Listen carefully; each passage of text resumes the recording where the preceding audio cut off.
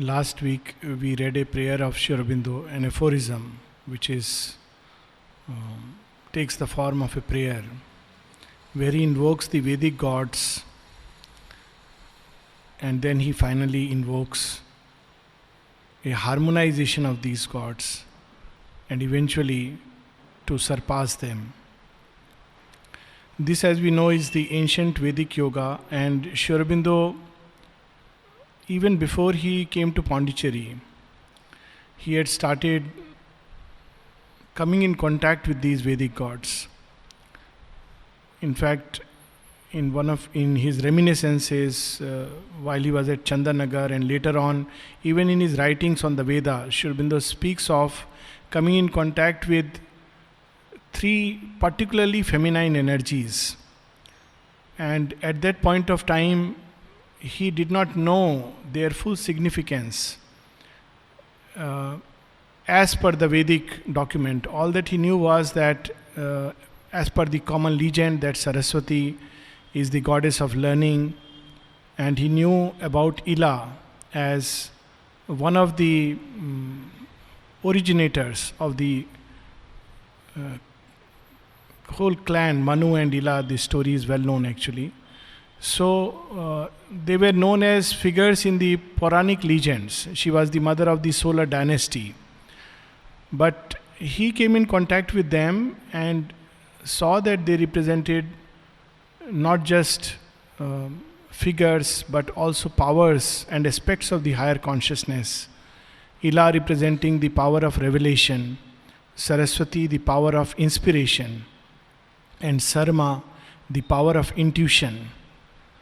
So this was the path of the forefathers, which he says was lost subsequently and has not been frequented for a very long time. He puts it in a very beautiful way, that this was the ancient path of the forefathers. In the Vedic period, this was the effort to bring down this higher nature or supernature, as it were, into the human consciousness and embody it here. But there were three basic problems. One, the effort was largely individual. There were great rishis who tried it. There were some small ashrams where they tried it, but it was not a large collective effort of humanity. The second problem was that while these gods could be brought down to the level of the mind, they could not be brought down into the lower ranges of the vital and the physical. The time was not ripe, the Adhar was not ready, and the Vedic seers speak of the breaking of the vessel under the pressure of the gods and the higher consciousness. And the third problem was that while they could bring down powers and aspects of the higher consciousness, it was difficult to harmonize all these powers, because all these powers and aspects eventually originate from the one, the supramental truth consciousness. And while they could see it, they saw it as the gates for the ultimate passage to bring down the supramental truth consciousness. The light of the sun was an impossibility, at least at that point of time. Yet their efforts remained buried. As Aurobindo uses a very beautiful expression in Savitri, buried its seed of grandeur in the hours. So they buried their beautiful dreams and their efforts, the first efforts. They were like pioneers who buried this effort and attempt, which will be revived much later at a later age. And now Aurobindo puts it in the full light and the true perspective, that the ascent to divine life and ascent from nature to supernature is the real human journey. But there are steps and stages of the ascent. And even before Aurobindo could revive this, the whole sense of yoga had changed.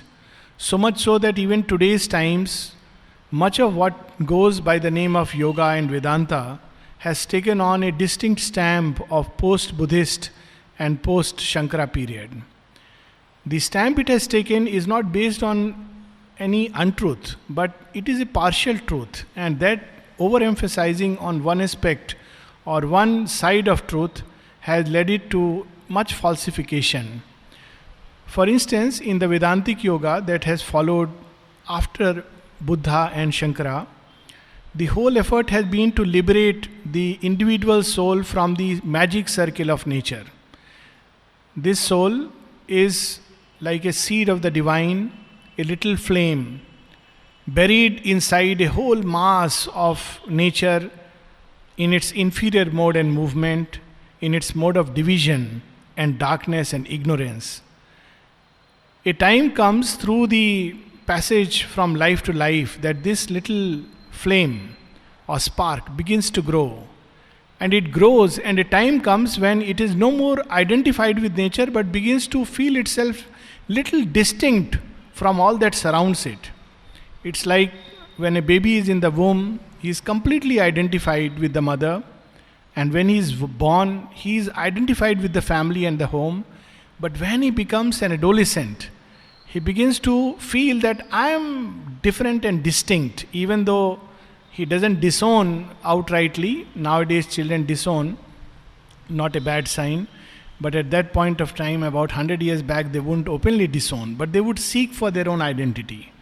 So something like that happens, that these little, this little psychic spark, it reaches a point where it begins to feel itself distinct from the nature that surrounds it.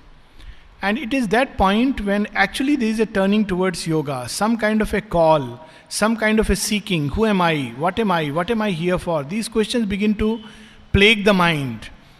And in many, these questions would come up, and then once again they will go into the background, and life will be lost in the stress and struggle of everyday existence. But in some, these questions will return and return and return. This seeking will become more and more intense. If not this life, then another life. A time will come when there would be a distinct inward turning to understand who am I. And this I is no more this little being caught in a circle of nature, but something else, distinct, apart, immortal in its essence and in its substance, deathless. So once this realization takes place, the yoga is supposed to end. This magic circle is broken. From any point the departure can take place, and there are ways and ways and paths and paths. The whole effort is to find a little hole in this magic circle of mind, life and body. Through an intense concentration, one breaks at one point in the mind, in the heart, in the vital, or even in the body, as some Hatha Yogins do. Not the Hatha Yoga we practice today, but the true Hatha Yoga, where 10 hours, 12 hours, 16 hours.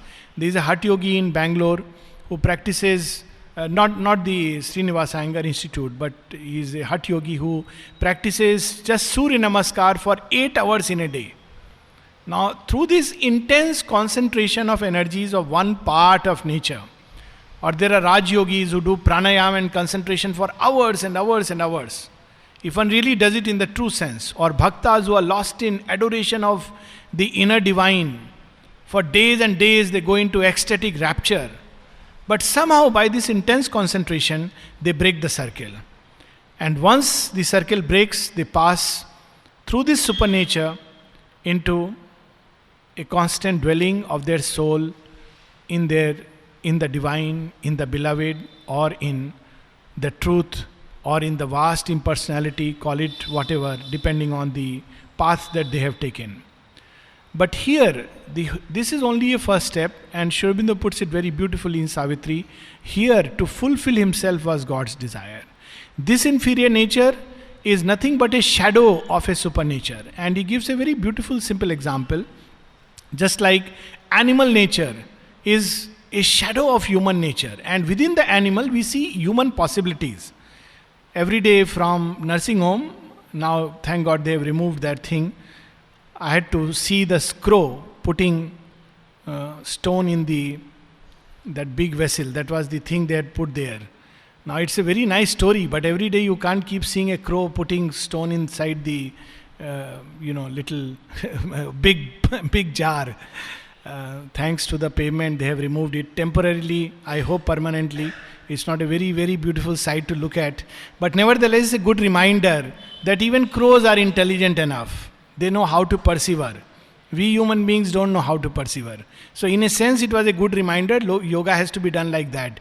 Every day, keep persevering, a little stone, little stone. One day the water level will come up and you can quench your thirst. So this was the only reminder, but the sight itself may not be very beautiful. But it indicates that even in the animal creation, there is possibility of thought and intelligence. And what we see in an animal is a shadow of what yet must come. So Sri Aurobindo brings it out that even in human beings, all that we see as human intelligence, human knowledge, human love, human strength, human wisdom, and all the things are nothing but a shadow of this higher nature. Though we use the same term, so when the gods are invoked and it is said, "Be wide in me, O Varuna." Now it is not the human wideness, because when Varuna comes, he has the power of discrimination, he puts everything in the right order. So when Varuna comes, the wideness is also accompanied by rhythm, the right order of things. We can put it in a simple way that in a house, we have a number of things, or we have number of racks, and we can arrange them in any which way. And that would be wideness, that we have shoe and books all together. But if Varuna were to enter the house, he would bring not only more things, but arrange them rightfully. So the shoe has to be in its own place, the book has to be in its own place, the clothes in their own place, because Varuna has that power of discrimination. So the power that these gods bring, Bhaga brings enjoyment, and one may very well think, oh, so nice, it's enjoyment, so enjoyment is yoga. And whatever we are doing is nothing but having fun is yoga. But that divine enjoyment is of a very different quality. The divine sweetness, moon, be sweet and charming in me. We read that in prayer last time, in that aphorism. O dawn, be compassionate. O night, be solemn and pregnant. So all these gods, which are the higher aspects, Mitra is the god of love, Ahriman is the god of strength. What we see in human nature is nothing but a shadow and a distorted reflection. And the other problem is in harmonizing all these gods, because it's very difficult to make them dwell all together in one house, because very often their functions are so different. So when moon comes, moon brings charm and sweetness. When Ahriman comes, he brings strength and the warrior mood of the divine. And how are we to reconcile these two aspects? When dawn comes upon us, she brings illumination. And with illumination comes hope and joy and effort and struggle. But when night, even Sri Aurobindo speaks of night as a god, and even there are hymns to the night in the Vedas. When night comes, she makes everything solemn with expectation. It's like a pregnant hour. Something is going to be born, and we must learn how to wait. So this is the birth of the gods in man. And of course, the higher consciousness climbs through several levels and right up to the supramental gnosis. Now, Sri Aurobindo 100 years back not only foresaw this, he was hewing the path. And not only that, he saw how nature itself is intending it. So in his writings, very early writings, that's around 1910, 1911, he already sees the sign of this new coming, and he gives two very interesting indications. Of course, Mother would much later speak of this indication when she says that I see that I am told that the number of mad people are increasing. It's very interesting that how can the path to the supramental be opened through the road of madness? Very simple, the higher intensities, the human consciousness is unable to bear. So the moment nature tries to introduce a new element, the whole nature becomes upset. So Sri Aurobindo makes a very interesting observation that nature has so far moved in this magic circle. It has created a Shakespeare, a Goethe, a Valmiki, a Kalidas, or a Napoleon, and the great heroes of the Trojan War and the Mahabharata. But it cannot go beyond it. It is the utmost possibility within the human nature. It has already created it. Now all that it can do is either generalize it or come back and move up, come back and move up. This must break. And he sees two signs of this breaking. One is a positive sign, the phenomena of the genius. He says through the genius, nature is trying to break forth and break into a new type of humanity. And of course, he doesn't say that genius is the Superman. He already says that it is only nature's effort. And the second, he says, an increase, or rather a breaking down of all the norms and orders of the past. In fact, he makes a very interesting observation that very often one finds in the phenomena of the genius things which normally one would not expect in a man of genius. There is, for instance, he says, a moral depravity. Now, this is a very interesting observation that people make today, and Aurobindo made it far, far back. That why does it happen? He says, because that abundance energy, that extra intensity which comes and tries to seize hold of the clay, the being is unable to bear, and the past mold gets broken. So it is always at the expense of something else in nature. There is an imbalance which is created by the introduction of a new element. Therefore, Aurobindo foresaw it, and this deep intent in nature, he embodied it. But not only the intent, but the wisdom and the path towards it. So a new path had to be opened so that we don't break down and we don't become crazy people on the path to supermanhood, but we move with a sense of balance. And that is why Aurobindo repeatedly says that a strong mind, a strong vital, a solid vital, and a solid physical base is necessary for this yoga. Because if that base is not there, when the higher consciousness descends, it is like the birth of the gods, and when gods come, they are full of anguish. The mother has used, Aurobindo has used a beautiful expression to describe Savitri. She says, he says, in her there was the anguish of the gods. So gods can be full of anguish because they are instinct with that perfection. They bring a new way of knowing, a new way of doing, a new way of understanding, a new way of feeling, a new way of even willing and achieving things. And this is what is the leap from nature to supernature. Having broken the magic circle, now more and more this nature will be flooded and pushed in various directions. And that is the path that Aurobindo advocates. In this yoga, he says, we are not to dry up nature. We are not to kill it or maim it, because then it will be no more capable of withholding the higher truth. In traditional yogas, nature is dried. So all the senses should be dried. Eat whatever, you mix bitter and sweet and eat it, and you dry up. The sense of beauty should not be there. In fact, everything should be plain and white, and everything should be neutral and blank, because these senses are regarded as enemies that ensnare the consciousness. Whereas in Aurobindo's yoga, these very senses, behind each sense, there stands a Godhead. That is why the term comes Indriya and Indra. Indra is a god, full of puja, and he is the master of all these gods who stand behind the senses. So senses are not to be deprived, they have to be refined, purified, made fit and capable channels of a higher consciousness. The mind is not to be dropped aside, as in certain forms of yoga, not to fall into a stupor, but it has to become instinct with a light from the brilliant transcendence above. The heart is not to be smothered, emotions are not to be cased and dried up. The heart, becomes harsh or unloving and uncaring, but it has to be refined and purified, so that instead of human love, it can become a vessel and vehicle of a higher divine love, divine sweetness, divine charm and divine ananda. So the whole path of yoga takes a double route. On one side, a extrication of this psychic being, the inmost soul, from the mesh of inferior nature.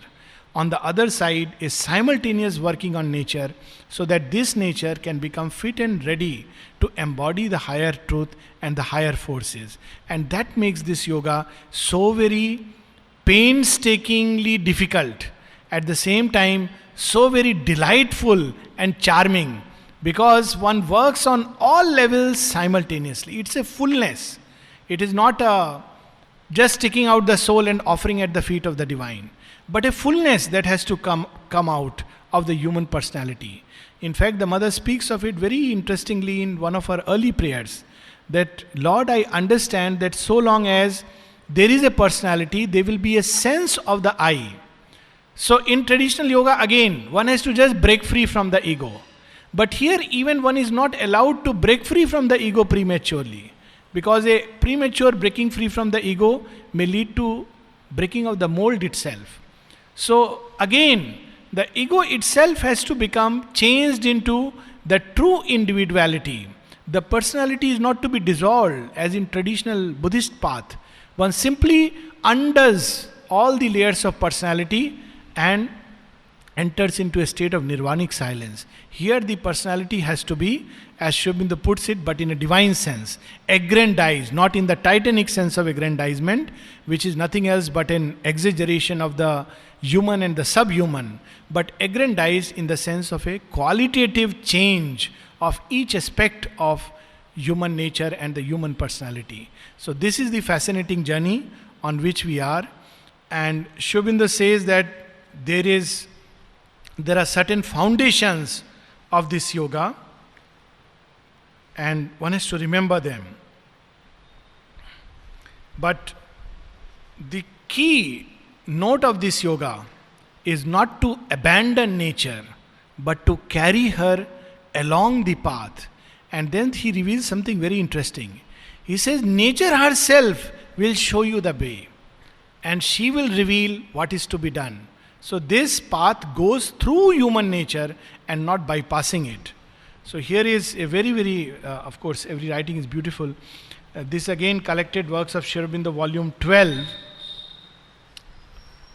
page 113, the evolutionary aim in yoga. Aurobindo is telling us, nature is only phenomenally nature, but in reality she is God. So even in nature, deep inside, if we go behind any phenomena of nature, we will discover the divine presence. The divine element in her is that which she most purely and really is. The rest is only term and condition, process and stage. Therefore, not to be ensnared, enmeshed and bound by nature, and not, on the other hand, to be furious with her and destroy her, is the first thing we must learn if we are to be complete yogins. So what a beautiful and vast path. This is the path of Varuna. Neither to be enmeshed and ensnared in nature, as we in our ordinary aspect are. We are just overpowered by every sensation, by every passing impulse, by every opinion. But equally, not to destroy her, to maim her, to be furious with her, to fight with her as if one is launched in a bitter struggle with an enemy. She is not an enemy. She can be the most loving and caring mother if we treat her in the right way. That's why Aurobindo says one must treat nature at all levels with respect and proceed surely towards our divine perfection. All beings, even the sages, follow after their nature. And what shall coercion and torture of it avail them? This, of course, is the famous line from the Gita, that even the sages follow their nature. One cannot follow an alien nature. One cannot finish it as some paths do it, that they reach a point where slowly all the vrittis are exhausted or thrown aside. Even the physical body is starved, and till a point comes when the soul, probably I think horrified of this removing away all its vestures, finally meets the divine and passes into it. But here Aurobindo is bidding us something else. Prakritim yanti bhutani nigraha kim karishyati. What is coercion avail? How will coercion help? So it is not by forced coercion of nature. When we do it, try to do it, we don't become full yogins. We become bad human beings. Sometimes very harsh, crude. Even we think that is the sign of being a yogi, that, that's not being free of snare. Free of snare is to be able to perceive the divine behind the movement and to bring him out. That is the freedom that Aurobindo is asking us. And it is also useless. We spoke about it maybe 2-3 weeks earlier, that not by nigraha can we really arrive at perfection. Not by coercion and forced suppression. but by ennobling, refining, and gradually purifying it to a point where the deep truth hidden inside each movement is revealed. And it is also useless. Do you feel yourself bound by her and pant for release? In her hand alone is the key which shall unlock your fetters. So nature has deliberately put us in a certain state and she holds the key. When we are ready, she herself will lead us. Come, now you have seen this aspect of mine, I'll show you something else, something higher, something more beautiful. Does she stand between you and the Lord? So many times we feel that, oh, this nature of mine, only if this was something else, I would have found the divine. So Aurobindo is telling us, revealing us a secret. Does she stand between you and the Lord? She is Sita. Pray to her. She will stand aside and show him to you. But presume not to separate Sita and Rama, to cast her out into some distant Lanka under the guard of giant self-tortures, so that you may have Rama to yourself in Ayodhya. He is taking the image of Rama and Sita, where traditionally, as the story goes, Rama and Sita keep getting separated. First they are separated by the Rakshasa, and then they are separated because doubt is sown in the mind of a person in the kingdom. So Sita will, first she remains in the kingdom of the Ravana, then she remains in the ashramas. Such a symbolic story. Rama is the divine soul and Sita is earth nature. So we do one of the two things. Either Sita is given to Ravana and the Rakshasic nature and we don't care about her. We just care about the soul. And it is known, in fact ancient yoga records it, Aurobindo speaks about it, that by looking at nature we cannot know the degree to which the inner soul has realized. In fact he says there are people who have realized the state of Paramahansa, and yet they can be like a child in their nature, or like an inert Jadvat, or even like a madman Unmatvat, or like a Ghaul Pishachvat. So nature, they just leave and let things fly through it. But that's not our path. Our path is to even perfect nature and let it share the joy of divine perfection. Or else the other thing is that nature, a higher nature, is only in ashramas, in some secluded corners, but not to be found in everyday life of human beings. So Aurobindo is telling us, don't do that. Let Rama and Sita be together. If you pray to her, she will step aside and reveal Rama to you. Wrestle with Kali if you will. She loves a good wrestler. But wrestle not with her unlovingly. If you feel that you must wrestle with your nature, wrestle. But not unlovingly, not by torturing her. But let it be a wrestle of joy. There should be wrestle, and in between every wrestle there is a time out, when both of them look at each other with lovingly and they grow. They are not enemies. There are two kinds of wrestle. One where people wrestle as enemies with hate. There is another wrestle where they know it's a sport. At the end of the day, both are friends. We see that extreme example in sumo wrestlers and some of these, really high class wrestling, not the WWF kind, but where they shake hands and they bow to each other. And the end of the wrestling, again, they are friends and they embrace each other. So he is telling us that if you must wrestle with Kali, from whom this entire nature has come, she loves a good wrestler, but wrestle not with her unlovingly, or in mere disgust and hate, for her displeasure is terrible, and though she loves the asuras, she destroys them. So if we try to wrestle with her and try to force her, then don't try that, because you will never get past her. So those who keep on wrestling with their nature as if it's a big enemy, they end up forever wrestling and remain in a state of perpetual conflict. What we have to do is something else. Even when we wrestle, we know that she is a power of the divine. And look at this line, that when we wrestle with her in the asuric way, Asura tries to coerce by torturing oneself and torturing others, then what does she do? She loves, because she loves everyone. Kali is the goddess of love. But out of love she slays and destroys them. Rather go through her and under her protection. Go with a right understanding of her and with a true and unfaltering will.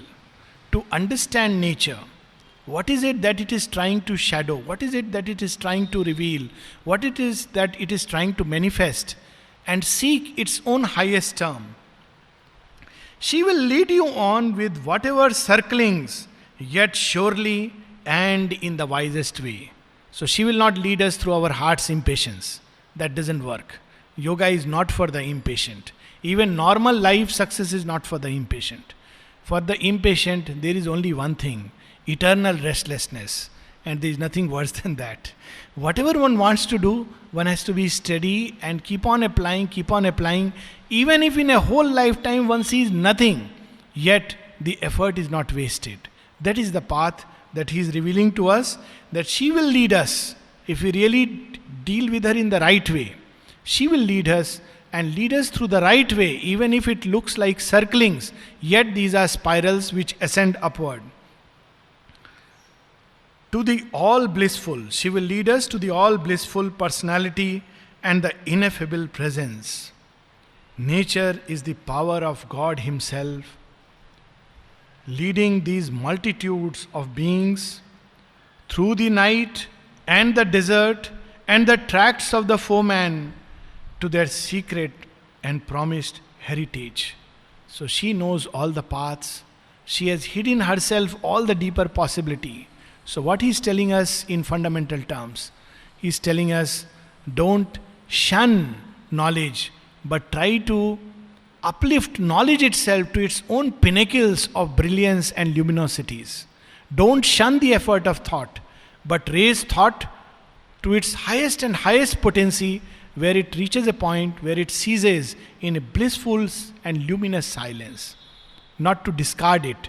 Don't shun love. In fact, in the poem Rishi, there is a very powerful ending. Manu asks Rishi, what should I do? And he gives all the theories of Mayavad and all this. At the end, Rishi says, why are you scared? You are asking me as if you are caught in some big fear and scare. He says, cease not from living and loving. And only thing is to live rightly, to love truly, to be truly, to will truly. That is the whole path. And that is why we see in the Vedas again, the gods, the rishis first call Agni, because Agni makes the crooked straight. What does she do? She doesn't burn away. It's very interesting. The function of Agni.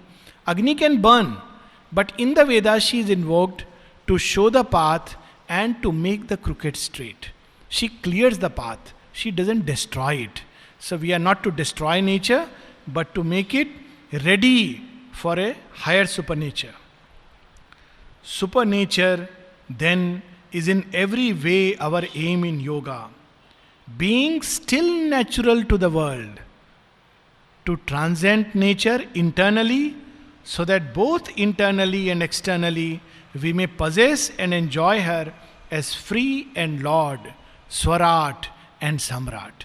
So not to become some abnormal human beings who are sitting absorbed in meditation for 10 hours, who are, doing all kinds of crazy things. Being natural and yet inwardly to transcend it.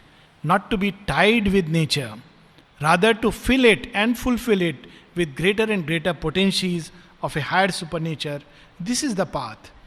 Being still the symbol in a world of symbol beings, to reach through it to that which is symbolized. Man is a symbol of an incomplete ascent from the animal to the divine humanity, and that's why in human beings we find both. To reach through it to that which is symbolized, to realize the symbol, being still a figure of humanity, a man among men. So we are not asked to suddenly become sannyasis and sadhus. To be a man among men, a living body among living bodies, mental beings housed in that living matter among other embodied mental beings, being and remaining in our outward parts, all this that we are apparently, yet to exceed it and become in the body what we are really in the secret self. This is what Sri Aurobindo is revealing to us. That even while outwardly we are like any other person, Superman is not a freak. He is not, as Sri Aurobindo puts it very humorously, having green colored hairs and 7 tails. He is apparently like anyone else, but inwardly he has so completely transcended nature. Nature begins to become his instrument. He is the Swarat, and he begins to conquer the wealth of the spirit and fills this inferior nature progressively with the wealth of the spirit. And that is how he becomes Samrat. So he not only possesses the individual nature in its inferior mode, but he begins to fill it with the higher modes of functioning, and therefore he becomes Samrat. God, Spirit, Supreme and Infinite Being, pure bliss of divine joy, pure force of divine action, pure light of divine knowledge. This is nature in its deepest self. Nature is not a snare whose only work is to make us bond slaves. It seems to be like that, but it cannot be otherwise, just as a little seed has to be kept in a womb, safe and protected from too much of light. If a little baby prematurely is born out, it is called stillbirth. So nature knows when is the time to deliver the little child, when is the time when it can open its eyes to the light. So he is revealing to us that what is nature in its deepest sense? It is God. It is Spirit. It is Supreme and Infinite Being, pure bliss and divine joy, pure force of divine action. Our nature is imperfect, so our will is imperfect, the force is imperfect. But in its true being, in its true movement, nature is infinite force. We see it, of course, in bits and parts. Pure light of divine knowledge. Our whole apparent life has only a symbolic value and is good and necessary as a becoming, but all becoming has being for its goal and fulfillment, and God is the only being. To become divine in the nature of the world and in the symbol of humanity is the perfection for which we were created. It's a beautiful line. There's a whole prayer of the mother that man is the symbol. His true station is in the center of the X, where on one side there is the higher supernature and on the other side there is the lower nature, and that is where he must stand, on the borders of the empire of the sun, and become a means, a symbol for bringing down that which exceeds him into that which is below him. This is the work for which we were created. We'll stop with these lines, very powerful. To become divine in the nature of the world and in the symbol of humanity is the perfection for which we were created.